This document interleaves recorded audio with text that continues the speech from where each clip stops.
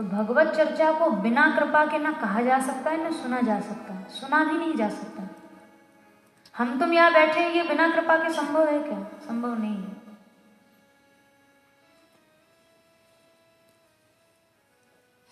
कथा कीर्तन में जो सुख है, उस सुख को, उस परमानंद को लेने के लिए स्वयं भगवान भी तरसते हैं। एक भक्तमाल जी में एक चरित्र आता है बड़ा सुंदर। भक्तमाल एक बड़ा सुंदर ग्रंथ है, वैष्णव समाज का बड़ा समादरित ग्रंथ है। उसमें लगभग 500 साढ़े 500 वर्ष पुराने जो अभी इसी युग के, कलयुग के जो भक्त हुए हैं उनकी घटना है। स्वयं ब्रह्मा जी नाभा जी के रूप में आए हैं जिन्होंने भक्तमाल ग्रंथ को बनाया है। इसलिए भक्तमाल ग्रंथ बड़ा प्रामाणिक ग्रंथ है, ऐसा नहीं कि किसी ने रच दिया, बना दिया। उसमें लिखा है, एक बार भक्तमाल ग्रंथ के टीकाकार श्री प्रियादास जी महाराज के मित्र श्री गोवर्धन नाथ जी राजस्थान में सांभर एक जगह है, वहां जा रहे थे। तो मार्ग में जयपुर पड़ा। तो जयपुर में हमारे ब्रज की बड़ी सुंदर, बहुत बड़ी नदी श्री राधा गोविंद देव जी विराजमान है। अगर आप लोग कभी गए होंगे जयपुर तो दर्शन किए होंगे। तो राधा गोविंद देव भगवान के मंदिर में गोवर्धन नाथ जी जो संत थे वो गए।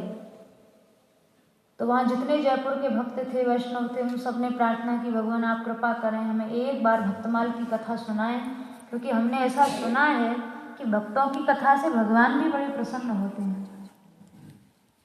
तो गोवर्धन नाथ जी जब भक्तों ने बहुत आग्रह किया, जिद की, तो बैठ गए व्यास गद्दी पे और भक्तों को भक्त चरित्र सुनाने लगे, भक्त कथा सुनाने लगे।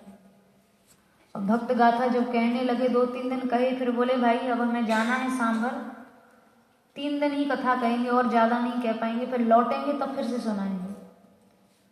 तो वो अपना चले गए। थोड़े दिन अपना जो भी कार्य था कार्य करके जब लौटे, तो लौट के आए तो देखा वहाँ फिर से भक्तों ने आग्रह पकड़ लिया, आपने कहा था ना आप लौटेंगे तब कथा कहेंगे, आप फिर से कथा कहिए। बहुत आनंद आ रहा था। तो श्री गोवर्धन नाथ जी फिर से कथा कहने के लिए बैठ गए गोविंद देव जी के मंदिर में। तो गोवर्धन नाथ जी ने पूछा, अच्छा भैया पहले एक बात बताओ कि हम जब गए थे तो कथा कहाँ तक कहकर गए थे?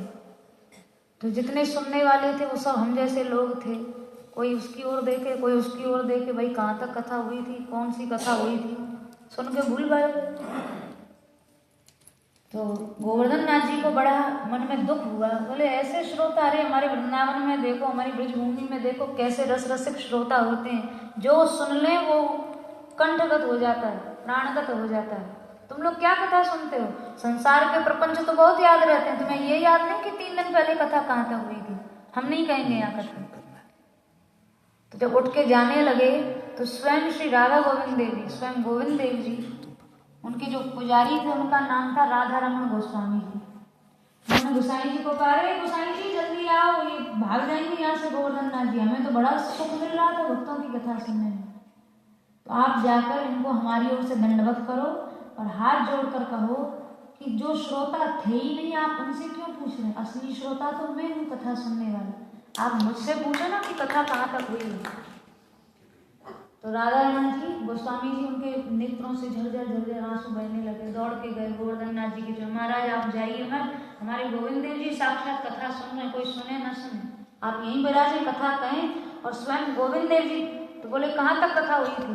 तो गोविंद देव जी ने कहा, भई रैदास चरित्र तक गाथा, कहो अब आगे ना था। रैदास जी के चरित्र तक कथा हुई थी, अब आगे की कथा कहो। इसी कलयुग की घटना है, ज्यादा पुरानी नहीं, 400-500 वर्ष पुरानी घटना। तो श्री गोवर्धन नाथ जी को बड़ा मन में रोष आया, गुस्सा आया। बोले जब कथा कहने वाले हम हैं तो गोसाई जी आपसे संदेश क्यों भिजवाया? गोविंद देव जी को हमसे आके कहना चाहिए कि यहाँ तक कथा हुई है, तब हम कथा शुरू करेंगे, नहीं तो कहेंगे ही नहीं। कलयुग की घटना है, साक्षात मंदिर में से जगमोहन में बाहर गोविंद देव जी आ गए और गोवर्धन नाथ जी के चरणों में हाथ जोड़ के प्रणाम करके बड़े नम्रता से प्रार्थना की, भगवान रैदास जी के चरित्र तक कथा हुई थी, आप आगे की कथा सुनाएं।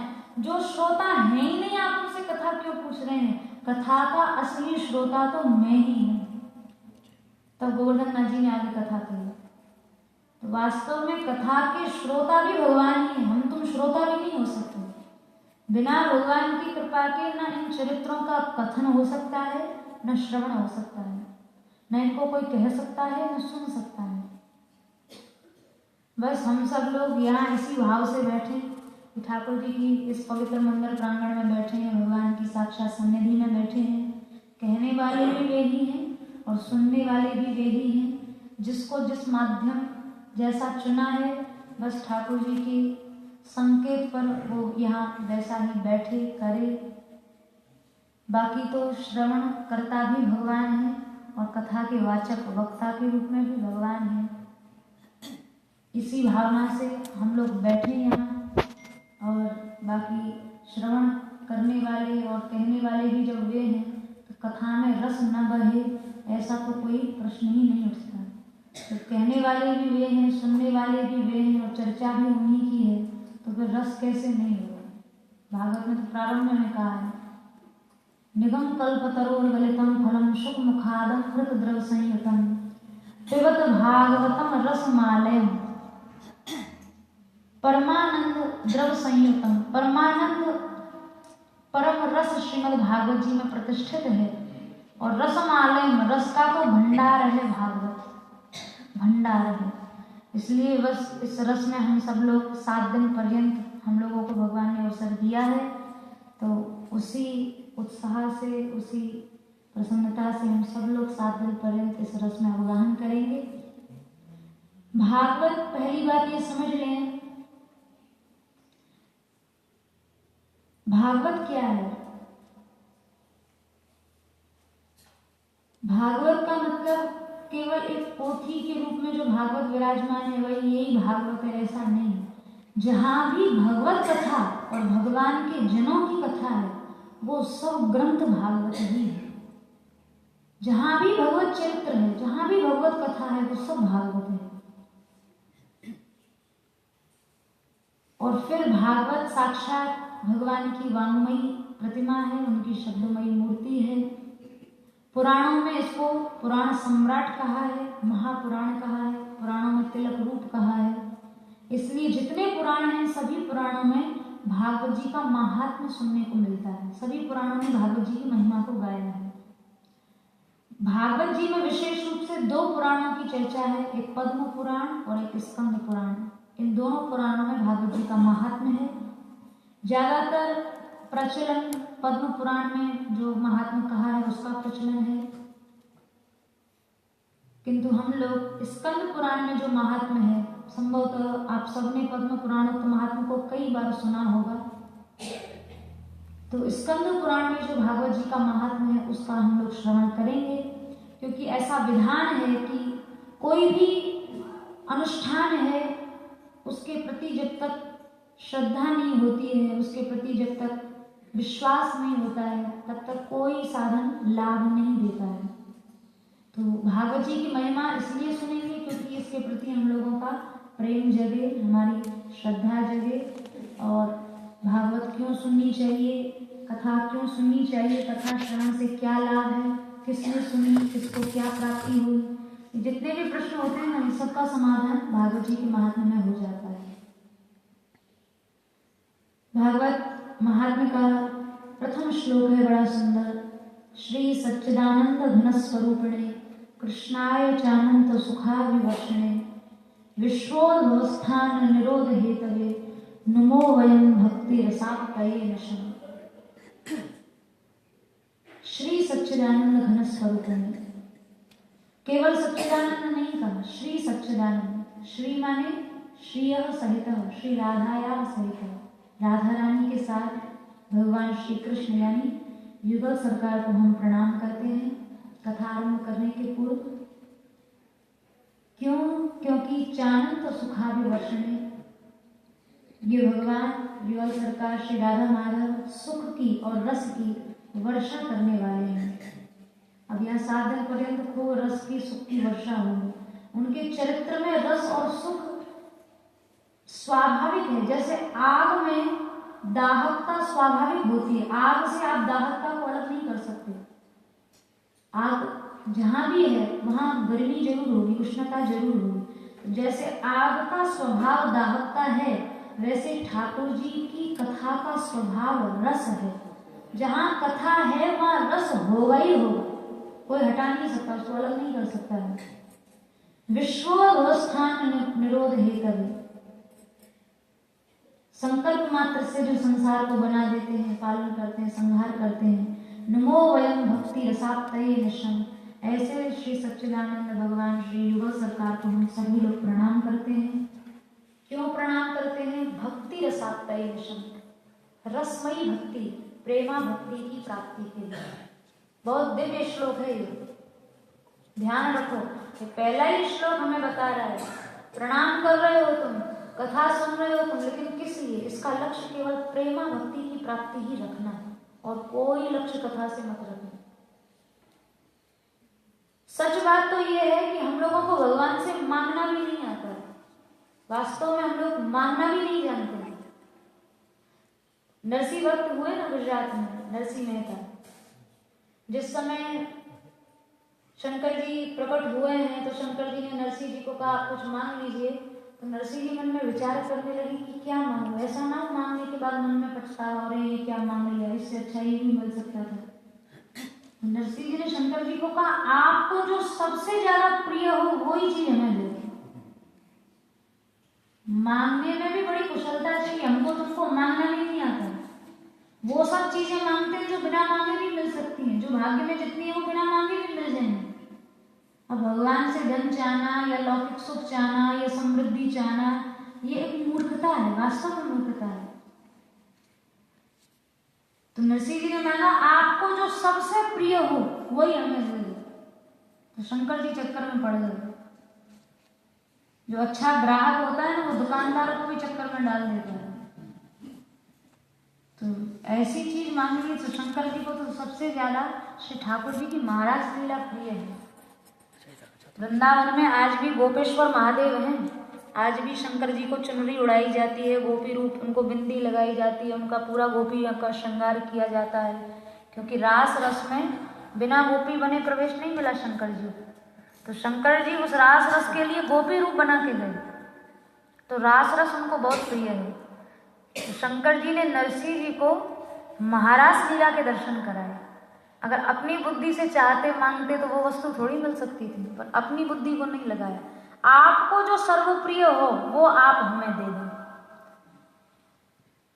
वैसे काकभूषणी जी हैं, रामचरितमानस पढ़कर देखें तो वहां भगवान स्वयं कह रहे हैं, काकभूषणी मांग वर अति प्रसन्न मोहि जान, अणिमादिक सिद्धि अपर निधि मोक्ष सकल सुख खान। काकभूषणी जी आप स्वर्ग ले लें, आप रिद्धि ले लें, आप सिद्धि ले लें और मोक्ष ले लें। काकभूषणी जी बोले भगवान ये कूड़ा करकट काय को दे रहे हो, ये तो हमें चाहिए भी नहीं, काय को दे रहे हो, हमें नहीं चाहिए ये सब। तो फिर क्या चाहिए? बोले अविरल भक्ति विशुद्धता, आपकी अविरल भक्ति मुझे चाहिए। अविरल भक्ति का मतलब ऐसी भक्ति की धारा जो जीवन में कभी न तो कम हो न वो कभी रुके। अविरल भक्ति मुझे चाहिए, मेरे जीवन में एक रस भक्ति का प्रवाह रहे, वो कभी रुके ना, वो कभी मंद ना पड़े, वो कभी शिथिल ना पड़े।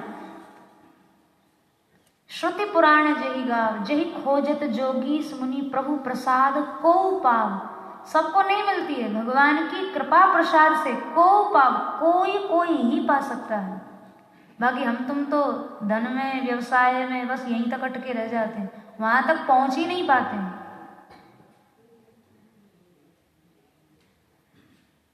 इसलिए नुमो वयम भक्ति रसाप्तये निशम, हम कथा सुन रहे हैं, यहाँ जितनी देर 7 दिन तक बैठेंगे, ठाकुर जी से हम सब लोग प्रार्थना करें कि बस भगवान की प्रेमा भक्ति, रसमयी भक्ति हमें प्राप्त हो, यही हमारा कथा का लक्ष्य हो, बाकी दूसरा कोई लक्ष्य ना हो। हालांकि ऐसा होना बहुत कठिन है, पर ठाकुर जी कृपा करें तो सब कुछ संभव है। ऐसी मन में दृढ़ धारणा करें कि प्रेमा भक्ति, रसमयी भक्ति हमारे अंदर आविर्भाव इसका हो, ये निरंतर बढ़ती रहे, बाकी और कुछ भी नहीं चाहिए। और यही बात भागवत महात्म्य का, नमो वयम भक्ति रसाप्तये, पहले ही सावधान कर दिया, कहीं ऐसा ना हो कंकड़ पत्थर से संतुष्ट हो जाओ। तुम जो चाहोगे वो भगवान दे देंगे, वो चतुर हैं। भगवान की सच्ची कृपा क्या है? भागवत जी में लिखा है, इच्छा पिधानम निज पाद पल्लवम। हमारी इच्छाओं को पूर्ण करना भगवान की कृपा नहीं है। हम जो मांगेंगे वो भगवान दे देंगे, ठीक है, पर ये तो हम भगवान के द्वारा ठग लिए जाते हैं, धोखे में आ जाते हैं। सच्ची कृपा ये इच्छा पूर्ण ना हो, इच्छा की फैक्ट्री ही बंद हो जाए, कामनाओं के कारखाने ही बंद हो जाए, वो सबसे बड़ी कृपा है।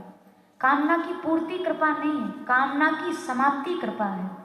हम लोग पूर्ति को कृपा मानते हैं। अरे 7 दिन कथा सुना, हमने ये चाहा, हमें मिल गया, हमने ये इच्छा की, ये मिल गई, बड़ी कृपा हो। ये कृपा नहीं है, ये हम ठग लिए गए, हमें धोखा हो गया, भगवान ने हमें ठग लिया। जैसे जाता है ना ग्राहक दुकानदार के पास, तो दुकानदार पहले सस्ता सस्ता माल निकालता है, अगर इसी में ये टरक जाए तो फिर ज़्यादा भीतर घुसने की, तिजोरी खोलने की क्या जरूरत। और हम लोग वही होते हैं, सस्ते में ही टरक जाते हैं, सस्ते में ही टल जाते हैं। फिर जो तिजोरी में प्रेमा भक्ति रखी है, रसमयी भक्ति रखी है, वहाँ तक तो पहुँच ही नहीं पाते। और चतुर रहो, भक्त को चतुर होना चाहिए, तिजोरी खुलवा लो भगवान से। हमें तो प्रेमा भक्ति ही चाहिए, डट जाओ, और कुछ चाहिए ही नहीं। हमें तो रसमयी भक्ति ही चाहिए, और कुछ चाहिए ही नहीं। ये चतुराई है, और चतुराई नहीं होगी तो ठगे जाओगे, धोखा खाओगे, और हम लोग धोखा ही खाते हैं। बड़ा सुंदर एक हमारे पूज्य श्री बाबा महाराज का भाव है, उनकी एक बनाई हुई गजल है, बड़ी सुंदर गजल है। कई गजलें हैं इस भाव की। तू तो बड़ी है दाता, मांगू जो मुझको दे दे। प्रार्थना कर रहे हैं कि हे स्वामिनी जी, आप वास्तव में बहुत बड़ी दाता हैं, पर असली बात यह है कि हम जो मांगना चाहिए वो हम लोग मांग नहीं पाते हैं। बड़ा सुंदर उनका भाव है, तू तो बड़ी है दाता, मांगू जो मुझको दे दे। लेकिन मांगना क्या है? आपके द्वारा, आपके भजन से हमें आप ही चाहिए और कुछ नहीं चाहिए। 2 चीजें होती हैं, एक साधन, एक साध्य। हम भजन कर रहे हैं, ये साधन है, पर किसकी प्राप्ति के लिए कर रहे हैं वो साध्य है। अगर हम भजन कर रहे हैं तो ठीक है, भजन साधन हो गया, पर हमें चाहिए धन, तो साध्य धन हो गया। इसका मतलब भजन से बड़ा धन हो गया हमारी दृष्टि में। जब साधन भी भजन होगा और साध्य भी भजन होगा, तब फिर बात बनेगी। भगवान के भजन से हमें भगवान ही चाहिए, तब बात सिद्ध होगी। और भगवत भजन से, भगवत कथा से हमें लौकिक चाहिए, वस्तु चाहिए, हमें ये वस्तु चाहिए, तो बात गड़बड़ हो जाएगी। इसलिए बहुत सावधान होकर कथा सुनना। 7 दिन पर्यंत जो भी कुछ सुने, 2 मिनट बैठ के या 10 मिनट बैठ के या 2 घंटे बैठ के, बस श्री ठाकुर जी से हम यही प्रार्थना करें, पूर्ण भक्ति की प्राप्ति ही हम सबका लक्ष्य हो, रसमयी भक्ति की प्राप्ति ही हम सबका लक्ष्य हो। तो ये भागवत महात्मा का प्रथम श्लोक था। आगे कथानक प्रारंभ हो रहा है। नैमिषारण्य एक स्थान है भारतवर्ष में, जहाँ श्री सूत जी महाराज विराजमान हैं, और शौनक आदि 88,000 ऋषि कथा श्रवण करने के लिए बैठे हैं। शौनक जी महाराज ने प्रश्न किया है सूत जी से, भगवान श्री ठाकुर जी के धाम जाने के बाद उनके प्रपौत्र श्री बज्रनाथ जी महाराज ने ब्रज पर कैसे शासन किया। भगवान श्री कृष्ण के पुत्र हैं प्रद्युम्न जी, उनके पुत्र हैं अनिरुद्ध जी, और अनिरुद्ध के पुत्र हैं श्री बज्रनाभ जी। तो सूत जी महाराज उन्हें श्रवण करा रहे हैं। शौनक जी, आप लोगों ने ये कथा तो संभवतः सुनी होगी कि जब भगवान धाम गए हैं तो संपूर्ण यदुवंश को नष्ट करा के धाम गए हैं। शाप दिया ब्राह्मणों ने कि सारा यदुवंश भगवान के धाम गमन के पूर्व नष्ट हो जाएगा। अब उसी यदुवंश में बद्रीनाथ जी भी हैं, पर देखो बद्रीनाथ जी को कुछ नहीं हुआ। उसी यदुवंश में उद्धव जी भी हैं, पर उद्धव जी को कुछ नहीं हुआ, क्योंकि सब में भगवान की इच्छा ही प्रधान होती है। भगवान चाहे जिसे, उसे कोई नहीं मार सकता, और जिसके रक्षक भगवान नहीं है उसे कोई बचा नहीं सकता है। उद्धव जी कृष्ण कृपा से बचे और बद्रीनाथ जी श्री राधा रानी की कृपा से बचे। एक गर्ग संहिता में एक प्रसंग मिलता है, कुरुक्षेत्र में एक स्थान है सिद्धाश्रम। जिस समय भगवान द्वारिका चले गए हैं, उसके बाद राधा रानी सब गोपियों के साथ, सब सखियों के साथ, यशोदा मैया, नंद बाबा, सबके साथ सिद्धाश्रम कुरुक्षेत्र में गई हैं, और उधर से द्वारिका से श्री कृष्ण आए हैं। दोनों का परस्पर मिलन हुआ है।